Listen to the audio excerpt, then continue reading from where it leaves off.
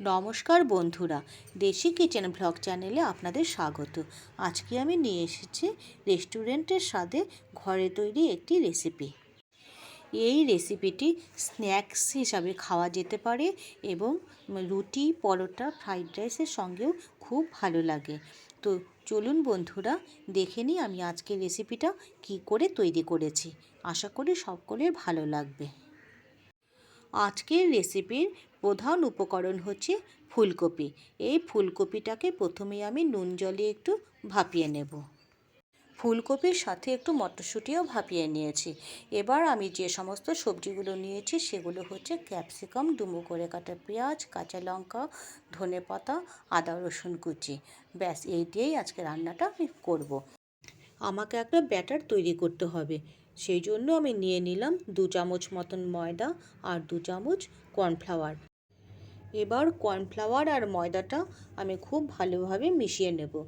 এখানে একটা কথা বলে রাখি, কর্নফ্লাওয়ারের পরিবর্তে বা ময়দার পরিবর্তে যে কোনো একটা জিনিসের পরিবর্তে বা চালের গুঁড়ো ব্যবহার করতে পারি। যেমন চালের গুঁড়োর সঙ্গে কর্নফ্লাওয়ার বা ময়দার সঙ্গে চালের গুঁড়ো। ময়দা কর্নফ্লাওয়ার একসঙ্গে মিশিয়ে নেওয়ার পর আমি দিয়ে দিলাম মাপ মতো নুন, হলুদ গুঁড়ো, আদা রসুনের পেস্ট দিয়ে খুব ভালোভাবে মিশিয়ে নিলাম। এবার আমি দিয়ে দিচ্ছি অল্প অল্প করে জল।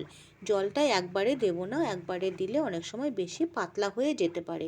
সেই জন্য একটু একটু করে জল দিয়ে আমি ব্যাটারটা তৈরি করছি। ব্যাটার খুব বেশি ঘন করব না, আবার খুব বেশি পাতলাও করব না। সেই জন্য জলের পরিমাণটা আমি ধীরে ধীরে বাড়াচ্ছি। আর এখানে কিন্তু আমি কোনো গরম জলের ব্যবহার করিনি, নর্মাল টেম্পারেচারে থাকা জলই আমি এখানটায় ব্যবহার করেছি। এবার খুব ভালোভাবে আমি এই ব্যাটারটাকে ফেটিয়ে নিচ্ছি। তবে থিকনেসটা দেখুন কেমন হয়েছে। এবার আমি এখানে দিয়ে দিলাম সামান্য ধনেপাতা কুচি। আমার ব্যাটার পুরোপুরি তৈরি হয়ে গেছে ভাজার জন্য।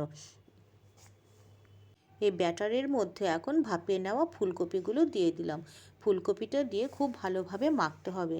এমনভাবে মাখতে হবে যাতে এই ব্যাটারটা পুরোপুরি কপির গায়ে লেগে যায়। ফুলকপিটাকে খুব ধীরে ধীরে মাখছি, কারণ একটুখানি ভাপিয়ে নিয়েছিলাম বলে ফুলকপিটা বেশ নরম হয়ে গেছে। এবার এটাকে আমি তেলের মধ্যে ভেজে নেব। কপিটা ভাজার জন্য আমি একটি প্যান বসিয়ে দিলাম। প্যানের মধ্যে দিয়ে দিয়েছি সাদা তেল। তেল কিন্তু একদম খুব পুরোপুরি গরম করিনি, হালকা গরম হালকা ঠান্ডা অবস্থায় আছে। এই অবস্থাতেই আমি দিয়ে দিচ্ছি একটা একটা করে ফুলকপি। ফুলকপিটা খুব ছাড়া ছাড়া করে ভাজা হবে, সেই জন্য খুব বেশি পরিমাণে একবারে দেব না। তো একটু একটু করে ফুলকপি আমি ভেজে নিচ্ছি। এখানে আমি তেলের ব্যবহার খুব কমই করেছি। আর একটু বেশি তেলে যদি আপনারা ভাজতে চান ভাজতে পারেন, সেক্ষেত্রে কপিটা ভাজাটাও তাড়াতাড়ি হবে এবং খেতেও ভালো লাগবে। আর যাই হোক বন্ধুরা, আমি ফুলকপিটাকে খুব ধীরে ধীরে ভেজে নিচ্ছি স্টিম কমিয়ে। আর এই কপিটা ভাজা হয়ে গেলে সেটা কিন্তু আমরা পকোড়া হিসাবেও খেতে পারি বা সস দিয়ে আমরা স্টার্টার হিসাবেও খেতে পারি।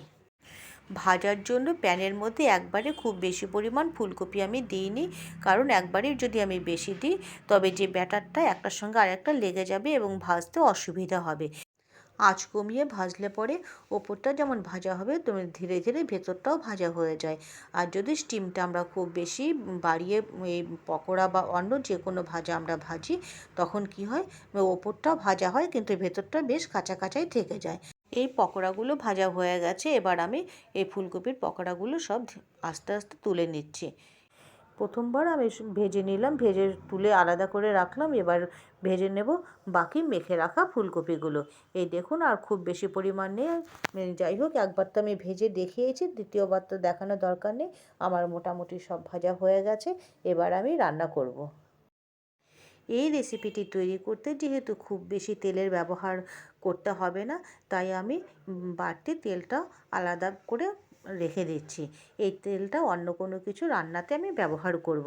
যাই হোক, অনেকটা তেল আমি তুলে নিলাম। খুব সামান্য তেল আমি কড়াইতে রাখলাম। এই কড়াইতেই আমি রেসিপিটা তৈরি করে নিচ্ছি। সেই জন্য প্রথমেই আমি দিয়ে দিলাম আদা, গ্রেটের আদা। আদাটা দেওয়ার পর আমি দিয়ে দিচ্ছি এখানে রসুন ও কাঁচা লঙ্কা কুচি। এবার রসুন, কাঁচা লঙ্কা, আদা একটু আমি ভেজে নিচ্ছি। ভাজতে ভাজতে যখন হালকা ব্রাউন কালার হয়ে আসবে তখন আমি দিয়ে দিচ্ছি ক্যাপসিকাম।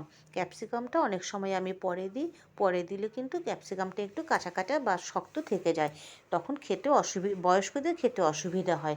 তাই আমি ক্যাপসিকামটা সবার প্রথমে দিলাম যাতে একটু নরম হয়ে আসে। এখানে আমি কোনো জলের ব্যবহার এখনও করিনি। যদি জলের প্রয়োজন না হয় আমি কোনো জলের ব্যবহার করব না। যাই হোক, ক্যাপসিকামটা খুব মানে একদমই হালকা ভেজে ওপর আলাদা করে নিলাম, মানে আলাদা করা বলতে আমি সাইড করে রেখেছি। এবার আমি ওপর থেকে দিয়ে দিলাম আগে থেকে ডুমো করে কাটা পেঁয়াজগুলো। পেঁয়াজ এবং ক্যাপসিকাম আমি খুব ভালোভাবে ভেজে নিচ্ছি। ভালোভাবে বলতে মানে সে নরম হবে কিন্তু পুড়ে যাবে না, এমনি অবস্থায় আমি ভেজে নিলাম। ওই 80% মতন যখন ভাজা হয়েছে তখন আমি দিয়ে দিলাম উপর থেকে একটু টমেটো কেচাপ আর একটু সয়া সস। এই সয়া সস যখন আদা রসুনের সঙ্গে কোনো রান্নাতে এই সয়া সস আর টমেটো সসটা যখন দেওয়া হয় তখন যেন একটা রেস্টুরেন্টের স্বাদ চলে আসে বা একটা গন্ধ চলে আসে। এই স্বাদ আর গন্ধের লোভেই কিন্তু আমরা যে কোনো রেসিপি আমরা খেতে চাই। এই সয়া সস আর টমেটো সসের ব্যবহার না করলে কিন্তু এই রান্নাটা একদমই ভালো লাগবে না।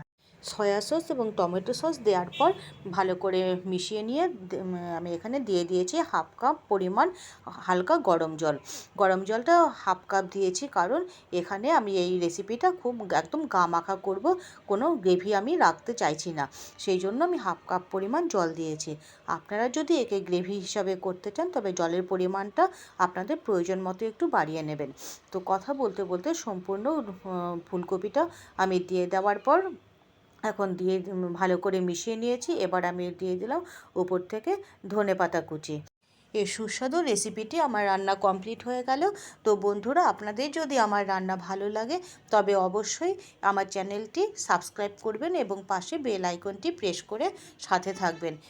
ঘরোয়া উপকরণে সহজ সরল এবং সুস্বাদু পদ্ধতিতে রান্নার রেসিপি পেতে আপনারা অবশ্যই আমার চ্যানেলের সাথে থাকবেন এবং অবশ্যই লাইক শেয়ার ও কমেন্টস করবেন। তো বন্ধুরা, আজকের এই রেসিপিটি আপনাদের কেমন লাগলো আমাকে অবশ্যই জানাতে ভুলবেন না এবং আপনার রেসিপিটি যদি আপনার ভালো লাগে তবে অবশ্যই একটি কমেন্টস করবেন। তো সকল বন্ধুদেরকে আমি অবশ্যই ধন্যবাদ জানাচ্ছি এবং সকলে ভালো থাকবেন, সুস্থ থাকবেন এবং দেখা হচ্ছে আপনাদের সঙ্গে আমার পরের ভিডিওতে নতুন কোনো রেসিপির সঙ্গে। তো ধন্যবাদ বন্ধুরা, সকলে ভালো থাকবেন এবং সুস্থ থাকবেন।